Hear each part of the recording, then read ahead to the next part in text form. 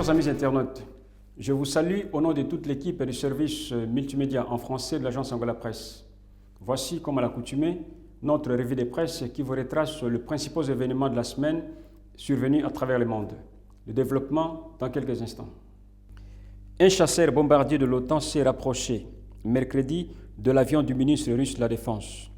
Selon le journaliste à bord de l'appareil du ministre Sergei Shoigu, le chasseur de l'Organisation de l'Atlantique Nord s'est approché de l'avion du ministre au moment où l'appareil survolait la mer Baltique. Selon le principal agence de presse russe, les avions de l'OTAN tentaient d'escorter l'avion du ministre. L'un d'eux s'est approché, mais le Su-27, c'est-à-dire un appareil de l'aviation de chasse russe, a obligé les chasseurs F-16 de l'OTAN à s'éloigner. Contacté par l'agence France Presse, le ministre russe de la Défense n'a pas répondu à la demande des commentateurs. En Belgique, les autorités ont qualifié d'un acte terroriste l'explosion survenue le mardi 20 juin à la gare centrale de Bruxelles. C'est ce qu'a annoncé le porte-parole de la procure fédérale, Eric van der Spie. L'incident, qui n'a pas fait de victimes, a eu lieu la nuit. Ça doit être une tentative d'attaque terroriste, a déclaré le porte-parole de la procure fédérale belge dans une conférence de presse. Pour sa part, le quotidien Le Soir a indiqué que le suspect a été neutralisé. Le journal belge n'a cependant pas précisé si le suspect était encore vivant ou mort. À la suite de cette explosion, la gare centrale a été vidée et la circulation ferroviaire est interrompue.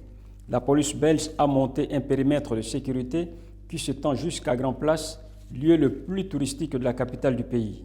Au Rwanda, une première femme a présenté sa candidature aux élections présidentielles prévues du 3 au 4 août 2017, a appris l'agence PANA des sources officielles à Kigali. Il s'agit de Diane Shimua Rwigara, fille du défunt magnat rwandais Assinapol, Paul, du secteur immobilier et d'importation de produits de tabac au Rwanda. Madame Diane Rwigara est donc la première personne à déposer son dossier de candidature, précise la même source.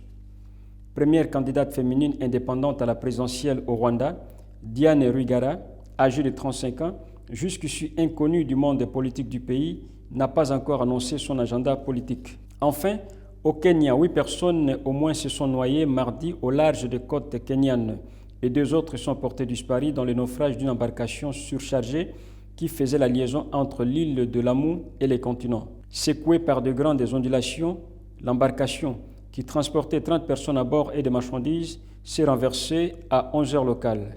Selon Akelo Odiambo, commandant en second de la police en poste dans la région, 8 corps ont été retrouvés, ceux d'un homme, de 4 femmes et de 3 enfants.